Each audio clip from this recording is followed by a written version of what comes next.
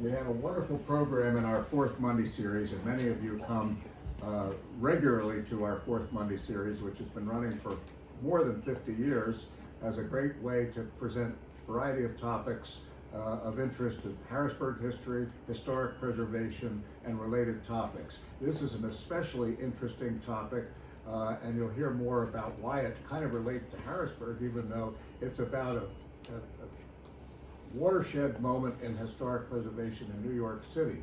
The topic was kind of cooked up by the co-chair of our education committee, Jean-Paul Benowitz, who co-chairs this committee along with Carol Buck, who is here tonight as well.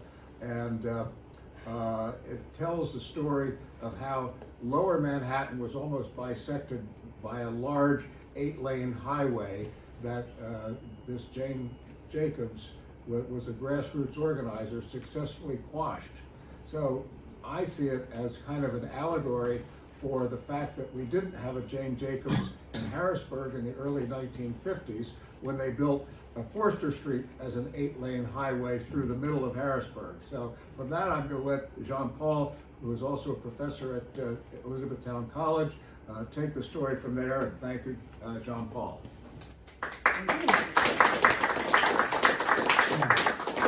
Good evening, can everyone hear me? Yes. All right, first thing.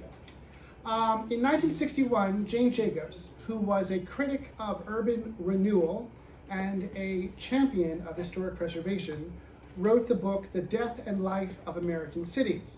Now notice the sequence of these words. It's not the life and death, but rather the death and then the resurrection of, or the life that can be brought back to cities. To give you a little context for the film we're going to watch tonight we're going to watch just a little clip, and then we're going to have a discussion. So the majority of our presentation this evening is actually a discussion with everyone in the audience about what we are watching in this film. But to give you a little context about what you're going to see.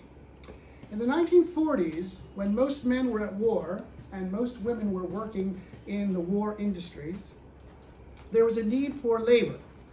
And there was something called the Great Migration.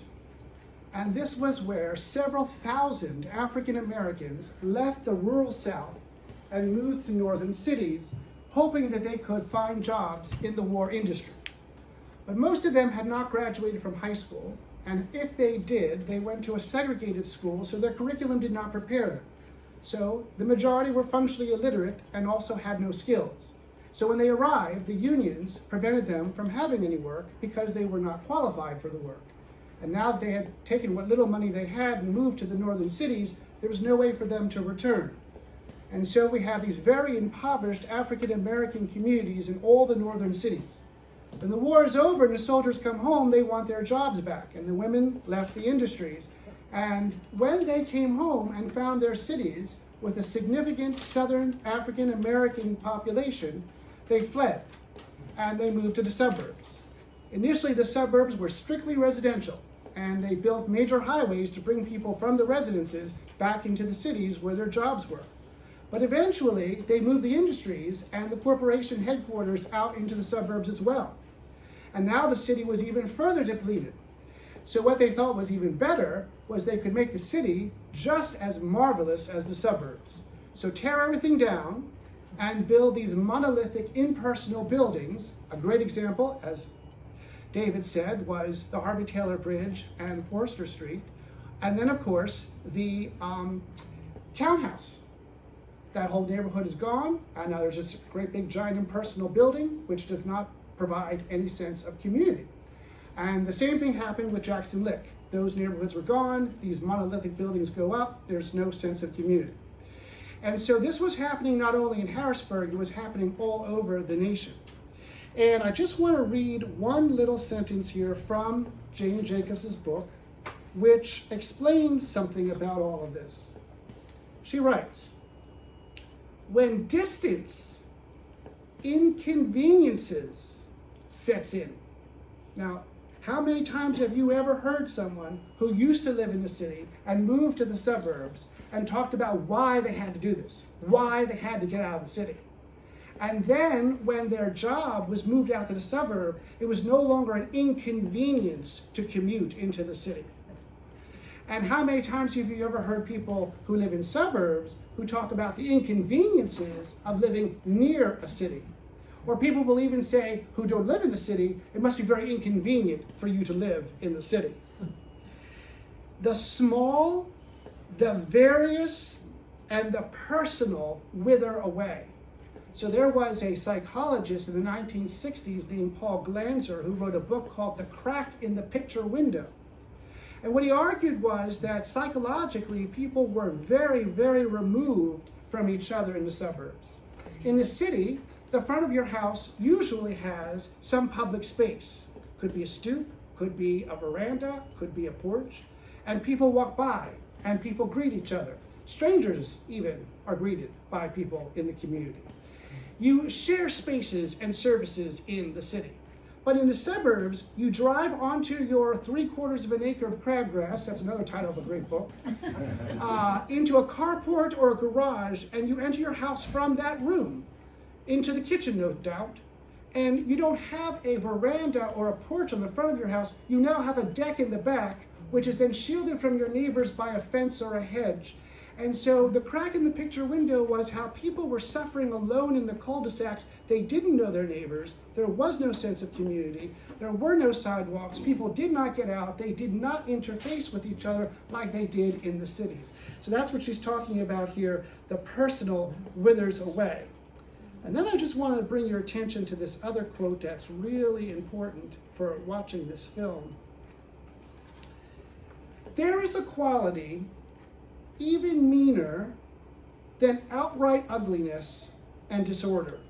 Now what she's referring to is when they made the suburbs, everyone said, isn't this beautiful? Everything's so organized. Well, everything looks exactly the same. All the houses look the same, all the schools look the same, all the libraries and hospitals and everything look the same. And that's what they wanted to do in the cities as well. Tear everything down, make everything look the same. And this meaner quality is the dishonest mask of pretended order. And you see this now in suburbia with planned communities, where now even in the gated community, you have everything you possibly could need. Achieved by ignoring or suppressing the real order that is struggling to exist and to be served. And what she's talking about is what people really want and the organic community that emerges when people come together. Now, I just want to read this one thing that follows this. The suburbs, and what they tried to do through urban renewal in the city, was create a utopia.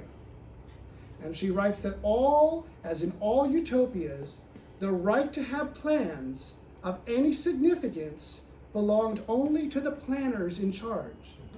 Now that's Robert Moses. He had a vision. Kevin Bacon's father, Edmund Baker. You know, Edmund Bacon was the Robert Moses of Philadelphia. These people have a vision. It's their vision alone, and they never consult the people for whom they are designing. And so let me close with this, and this will be the best way to get you thinking about what you're going to see so that we can discuss it.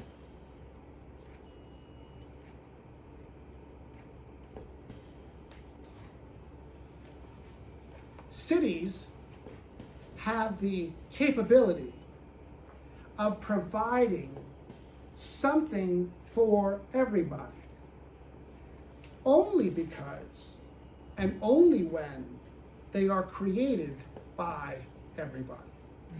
So that will be the best way to introduce this film. Hi, Vince Graham here with a picture of me standing in front of the home of one of my heroes, the late Jane Jacobs. Jane Jacobs is an urban legend, and this is the story of her battle with Robert Moses, the polarizing public works czar of New York, who for 50 years in the 20th century transformed the city in Long Island and in the process influenced a generation of engineers, architects, and urban planners. It's an inspiring David and Goliath story as told by master documentarian Rick Burns in his brilliant PBS series on New York. This 8-part series, which is available on YouTube, is wonderful. I'd particularly like to recommend parts 6 and 7 for those interested in cities and urban design, because it covers the period of New York in the 20th century, which is essentially the story of urbanism in 20th century America. The story picks up about 50 years ago in the early 1960s. I hope you enjoy. Hundreds of miles of parkways and expressways, and dozens of bridges and tunnels now connected the city to the suburban reaches of Long Island and beyond. Hundreds more had been driven through the outer boroughs themselves, weaving together, as Moses himself declared, the loose strands and frayed edges of the metropolitan arterial tapestry. But in all the frenzy of construction, the master builder had never been able to penetrate the heart of Manhattan itself with a superhighway. And in 1961, he resolved to do something about it, fixing in his sights a low-lying area of Lower Manhattan, stretching from Chinatown in the south, up through the wayward lanes and ancient side streets of Greenwich Village. We simply repeat that cities are created by and for traffic. A city without traffic is a ghost town. The area between Canal Street and 3rd Street, a strip 3/4 of a mile wide, is the most depressed area in Lower Manhattan, and one of the worst, if not the worst, slums in the entire city. Robert Moses. Condemning the West Village as a slum, and the old cast-iron district to the south as an obstacle to the free flow of traffic. By 1961, he had set in motion 2 immense federal initiatives. A vast urban renewal project that would level 14 entire blocks along Hudson Street in the Village. And an 8-lane elevated highway, one of his most cherished dreams, that would drive straight across the heart of Lower Manhattan, from the East River to the Hudson, destroying thousands of historic structures and displacing nearly 10,000 residents and workers. It's difficult to even make anyone understand what would have happened. He would have bulldozed a swath about 225 feet wide right across Lower Manhattan. Today, that's the cast-iron district of Soho. What was the vision? What was the aims of a man who would decide, for the sake of the automobile, to cut a swath across a city, across a beautiful, vibrant, bustling part of the city? And you know, Robert Moses wanted to build 3 expressways across New York City, not just the Lower Manhattan. He had a Mid-Manhattan expressway, which would have run across 30th Street in the air. And he wanted to build one again at ground level at 125th Street, an Upper Manhattan expressway. For decades, nothing had stopped the juggernaut of road building or slowed the rampage of urban renewal, which, in the name of rebuilding the city, had torn the heart out of one community after another. But this time things would turn out differently. Determined to save Manhattan from the devastation that had blighted the Bronx, residents of the Village banded together and resolved to fight, selecting as their leader a 45-year-old journalist and working mother from Hudson Street, who had that very year published a groundbreaking book about the mistakes of urban planning. Her name was Jane Jacobs. The book was called The Death and Life of Great American Cities, and New York would never be the same again. And it started out by saying something like, this is an attack on city planning. And then she went through the litany of what Le Corbusier and other ideologues had imagined what a city should be as opposed to what a city really was. Jane Jacobs was taking on the orthodoxies of planning that had prevailed in the post-World War II period, the ideas of Le Corbusier and the Bauhaus and other planners who thought that the city needed to be renewed. There were areas that needed help, but the kind of help that she saw that they needed was the assistance to allow people to continue living in their brownstones, in the neighborhoods where they had a harmony with their neighbors. And the destruction of those neighborhoods is one of the great tragedies of post-World War II New York. She understood that urban economies are different. She understood the sort of beehive, 1,000 different interdependent functions nature of urban economies. And that's what we lose when we surrender the street to the automobile.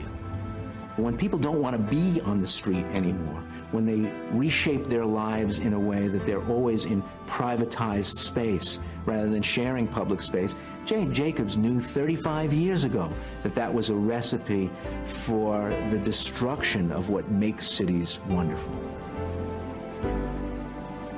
Look what they have built. Low-income projects that become worse centers of delinquency and vandalism than the slums they were supposed to replace. Promenades that go from no place to nowhere and have no promenaders. Expressways that eviscerate great cities. This is not the rebuilding of cities. This is the sacking of cities. Jane Jacobs. She hit the nerve at the right moment with that book. It was the right book at exactly the right moment because she made people see particulars. She made them see the street. This had been a period of urban renewal when everything was on a model, on a big plan or a drawing with overlays, and she made people look at the street and what was there.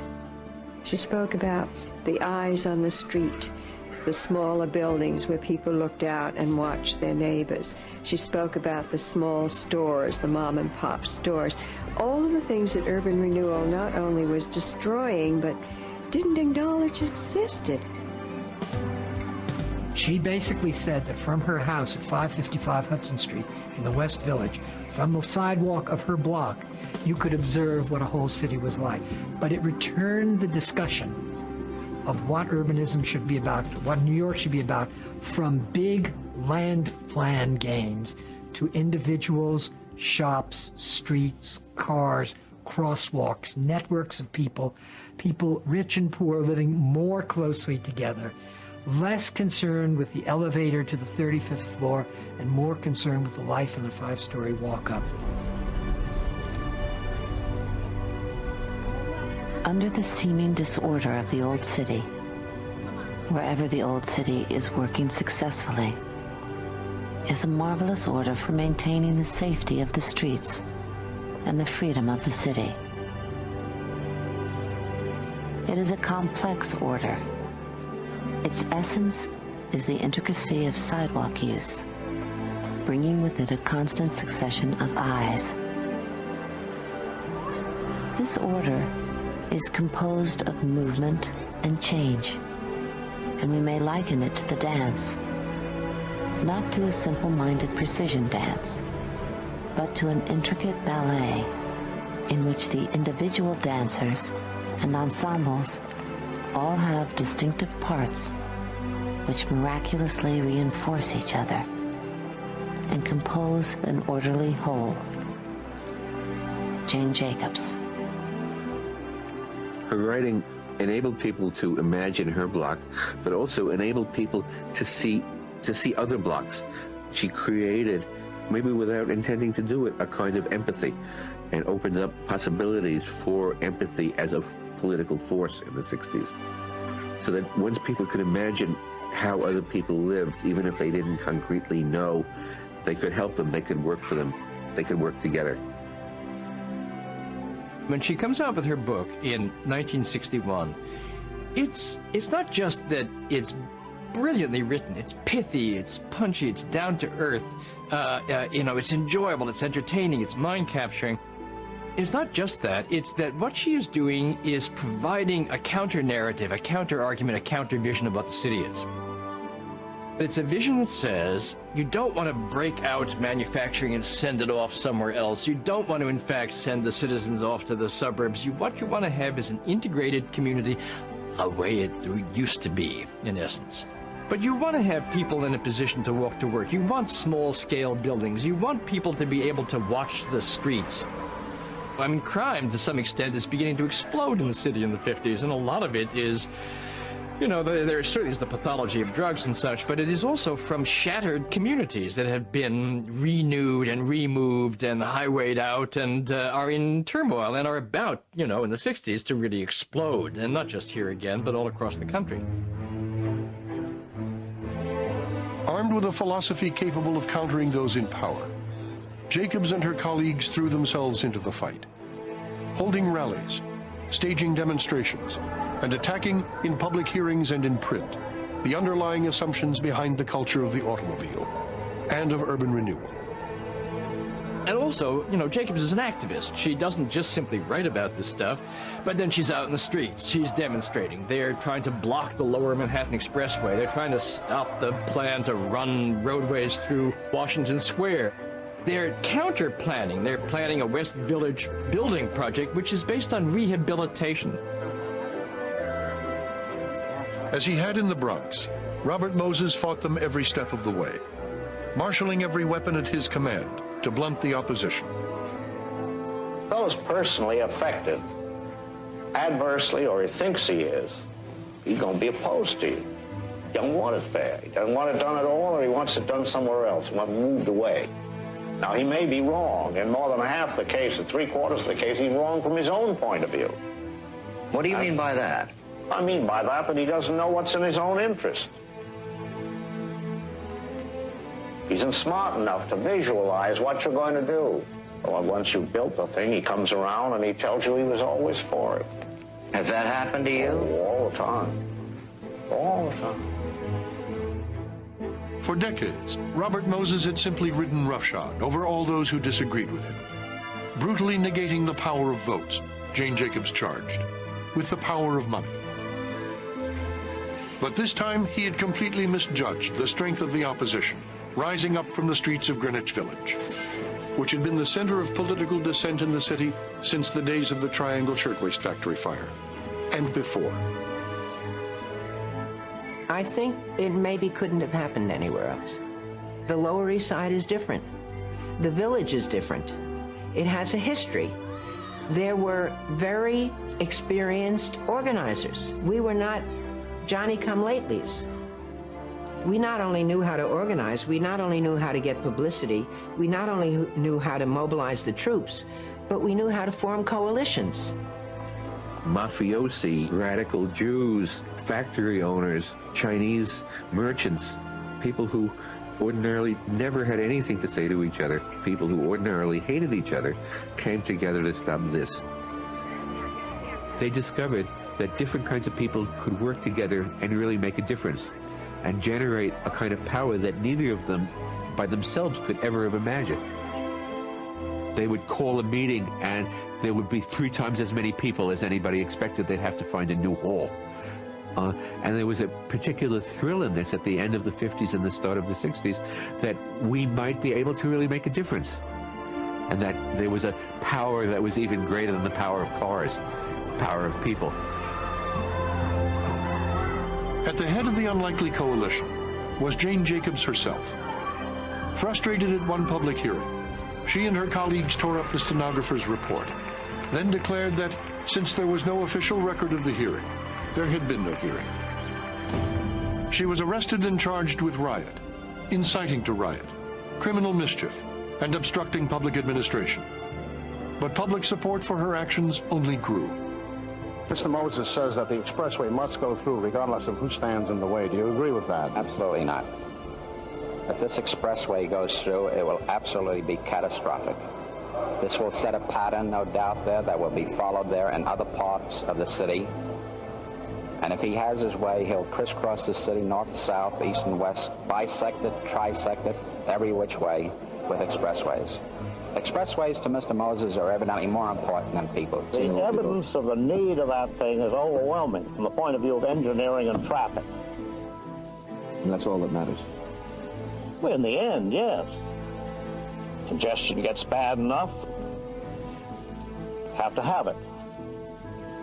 In the meantime, what happens? DeSalvio doesn't want it, so what?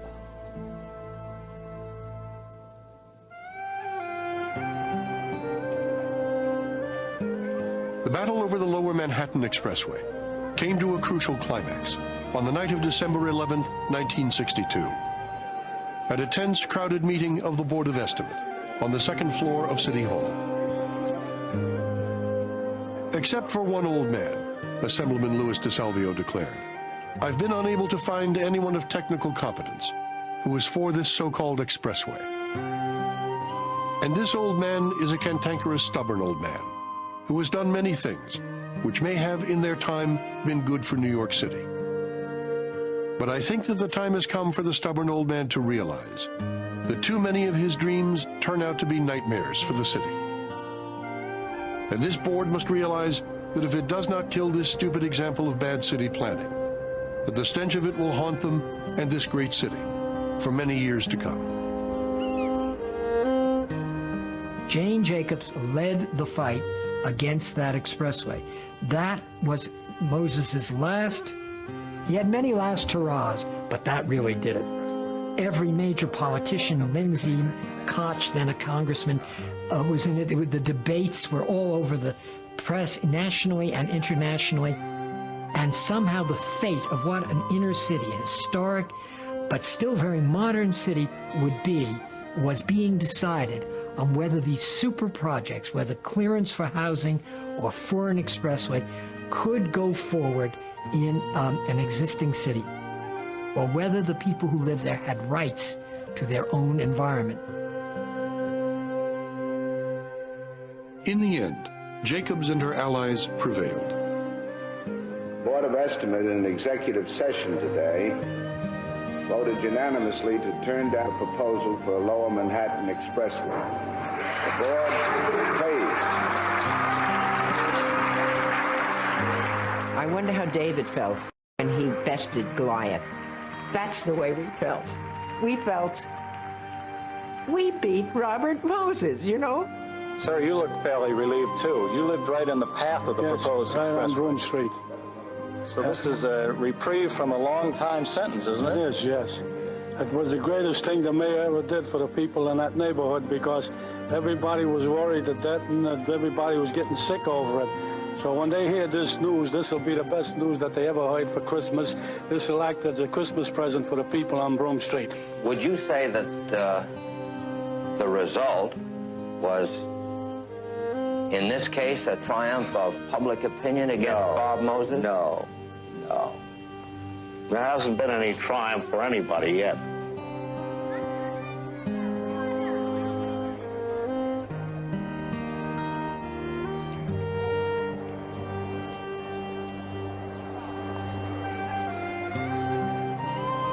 Robert Moses always felt that he was a tremendous failure in Manhattan, that he couldn't communicate his vision to people. He built highways around the edges, but he could never get through the center. People just wouldn't buy it. They stayed attached to their streets, to their grungy houses, to their crummy neighborhoods, and kept him from doing this. They abstained from the flow. They didn't want to be part of the flow. One result of this is that Manhattan is one of the very few parts of America where you can live a whole life without a car.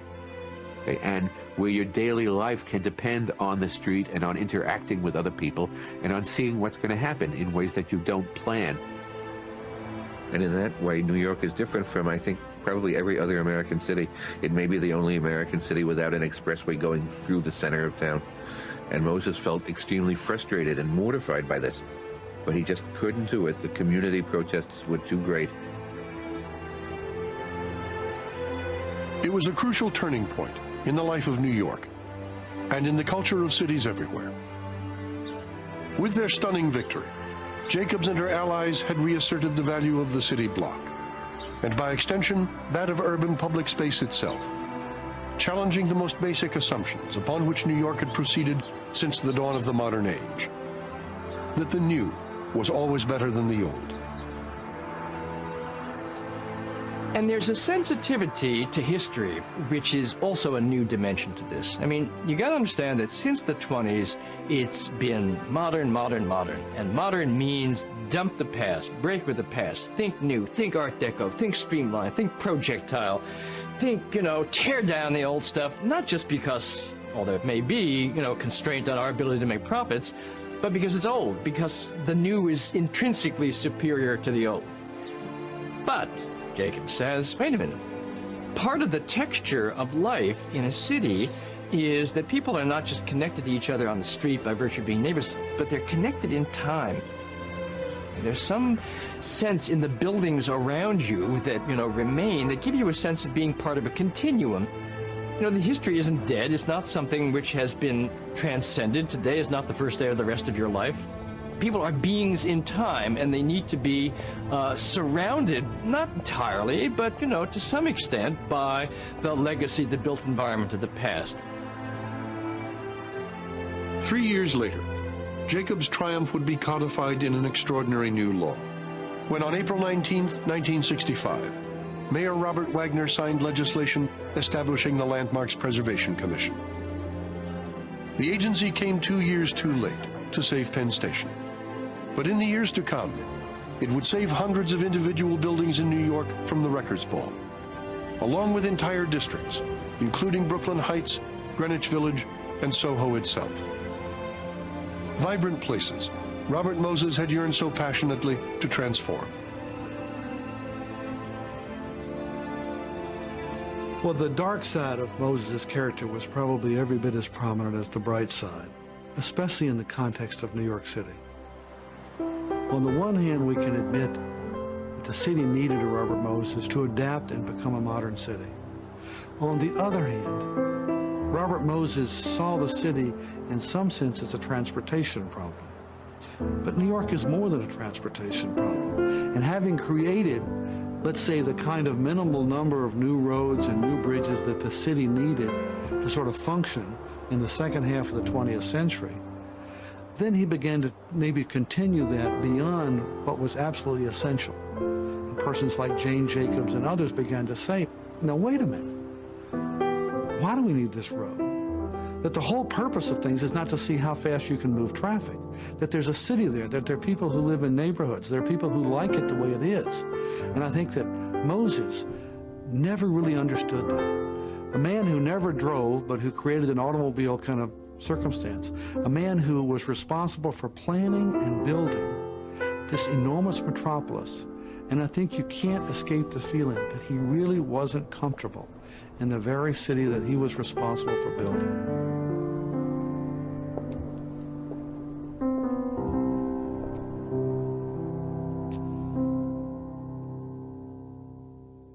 Are you surprised that after all this time and the evidence that we've seen in cities like Detroit and all the sort of urban disasters that we've experienced, that in some ways you're still regarded as a radical? No, it doesn't surprise me.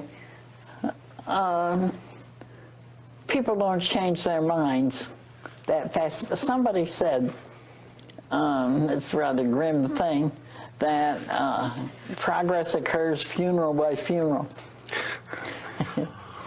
And I think there's a lot of truth to that. I put a great deal of faith in young people. Of course, they turn old and they may get frozen in their ideas, but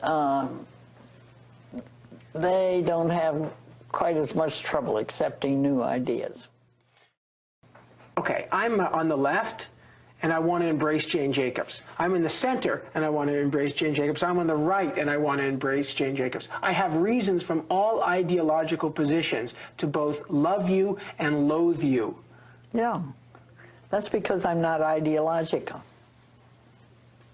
I think ideologies are blinders.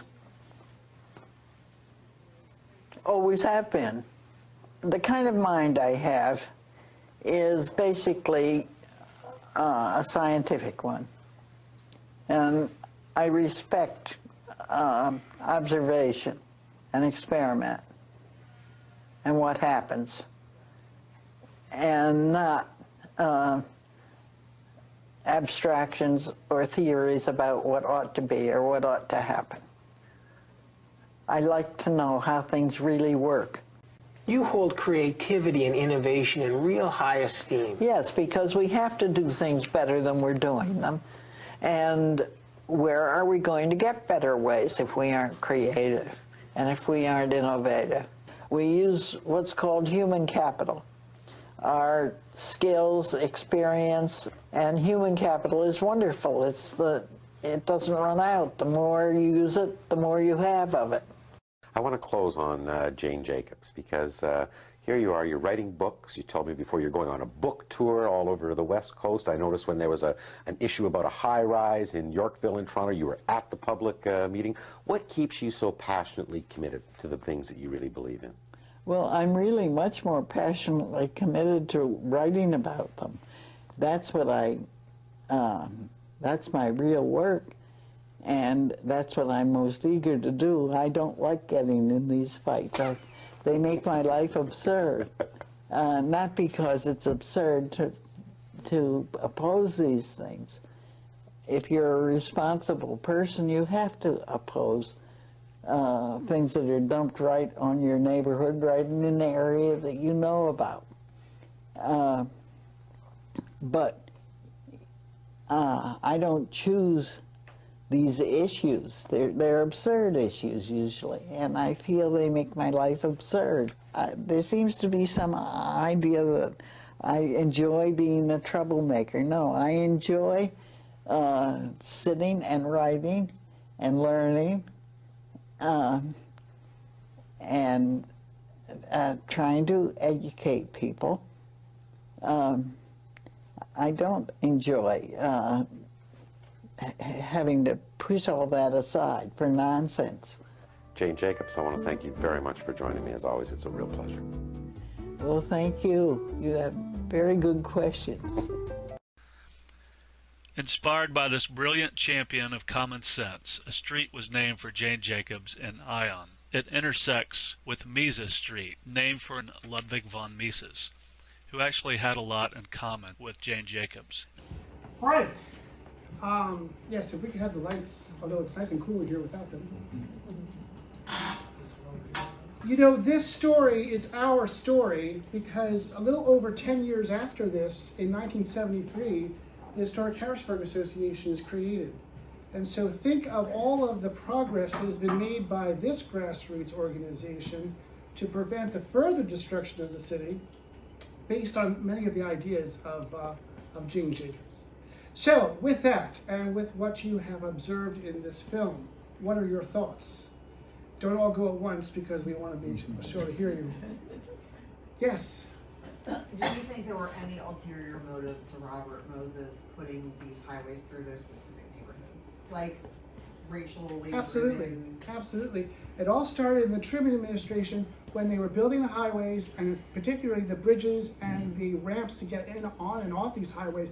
The government, of course, always says they don't have any money, so they want to buy the cheapest land, and that was often in the poorest neighborhoods. And usually the people who owned that land wanted to get it off their hands. And so, yes, you know, you can call this many different things, but it is racially and socioeconomically, there's a link there. And there's not a coincidence that in every city, major or minor in the United States, where there's a highway or a bridge or an intersection of these major roads and these on and off ramps, you know that you're coming into or leaving the city in what used to be considered the slum, which means it was usually a racially segregated, and oftentimes with redlining, community. And what do you see when you go through those areas now? In the midst of all those on and off ramps are these towers. You know, they just put the federal housing units right there in the center. And they say, well, if we face them all into the middle and we create a park, and I don't have time to get into it, but if you read Jane Jacobs' book, she says all those parks are a failure because you cannot force people into the park, but the parks that emerge from what people want in their own community. Like Cabrini Green, Chicago. Those are the, yes, that's a perfect example. All over the place. All over the place, and, absolutely. And actually, he moved out to Flushing Meadow there for the World's Fair. Yes. And William Penn had this idea when he designed Philadelphia, all the different squares, and that's, you know, that's a concept from London. You have those common areas. What is the park in New York City that if you live near it, you have to have a key to get inside the gate? So you see that's what Jane Jacobs is talking about. That's the community wants that park rather than this is your park. Yes, sir.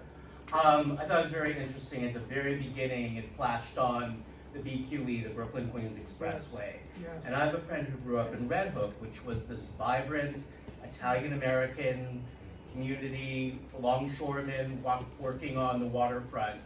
And the BQE slices the waterfront off from Brooklyn and literally kills both the communities there, but also the industry. And it lays fallow until after the 2000s when it's finally reclaimed.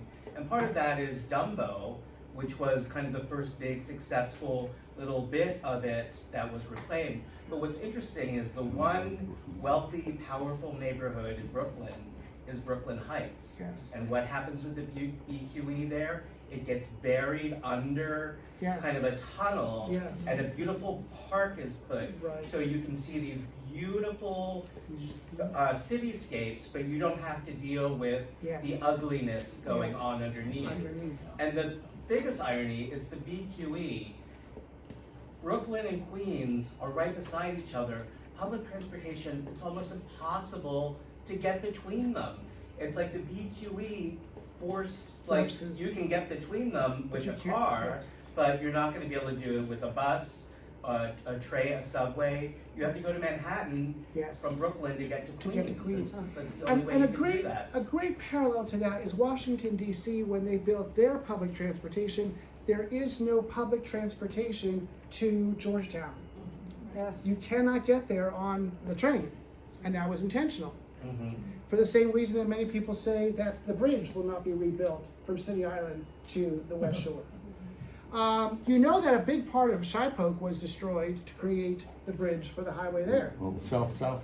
Yeah. So what you're describing is happening everywhere. The biggest thing about the DC Metro is Anacostia, the poor African American neighborhood that needed public transportation more than anything else, is left out. Right, well that's to Carol's point on purpose, because it is the continuous segregation. And an interesting thing about this is in Philadelphia, when Kevin Bacon's father tore down all the poor part of Philadelphia, when he went on the other side, started to do this in Society Hill, everyone said, "You're not tearing down my house." So he had to redesign urban planning with people with money who decided they wanted to keep their 18th and 19th century house as opposed to tearing it down. So it's always the people who have the money, who have the power, who determine this. Yes? I think the Navy Yard Anacostia example is funny because, when I was in school in Washington, D.C. for a semester 27 years ago, you didn't go there. No one went there, never, no, bad. But then they put up the baseball stadium. And now they created what I consider to be this sort of fake sanitized community around it. And my dad and I were at a baseball game down in Navy Yard, and we're having dinner at one of the nicer restaurants near there, and some guy at the bar is like, "I really enjoy the community." And to me it's like, this is not a community. This is like, it's like a Lego kit of a community. Yeah, and it's not a community, it's where suburbanites come and then leave. Right. But they don't stay. Yes, that's exactly what she's talking about in her book about the genuine community. Yeah. Yes. Does Eisenhower have some blame in this and sadly the interstate highway system? We often say that Eisenhower had this vision for the interstate based on what he saw in Germany. But the Pennsylvania Turnpike was already on work. It was already in the works. Yeah. And the whole idea was this was going to help us with military transportation, also evacuation. Well, we've had evacuations, you know how well that works. Do you ever see all 4 lanes going in the same direction? And how often have you seen the military using it for that purpose as well? So I don't know if we would put the blame on Eisenhower personally, but certainly within his administration, the idea that the automobile and automobile production and sales was going to change the nation. And so, when was the last time you took a train somewhere? Because you get in your car and you go. So it's definitely part of his administration. What his personal view of that is made very clear in his speech when he leaves office about the military-industrial academic complex, and that he does tie that into that, and how there's less community because people are separated by this.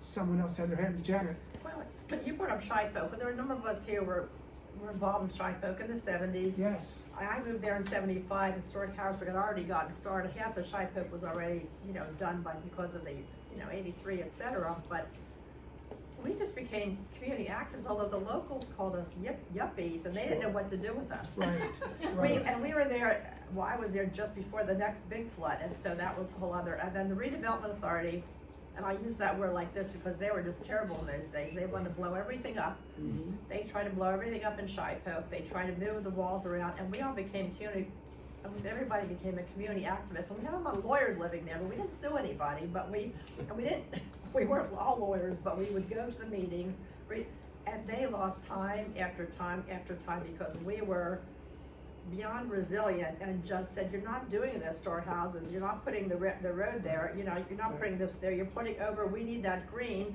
and we want sidewalks, and we went on and on and on. And of course, Historic Harrisburg was a big part of that. Many of us were involved in that early on, but that could have been Harrisburg. Even the Second Street uptown, I grew up uptown in the 60s, and it was two ways. Right. And then in the 50s, then later on, it was decided it's going to be one-way ingress and egress for all the commuters. Right. And it screwed up a lot of the neighborhoods. Well, of course, it's been a few years now.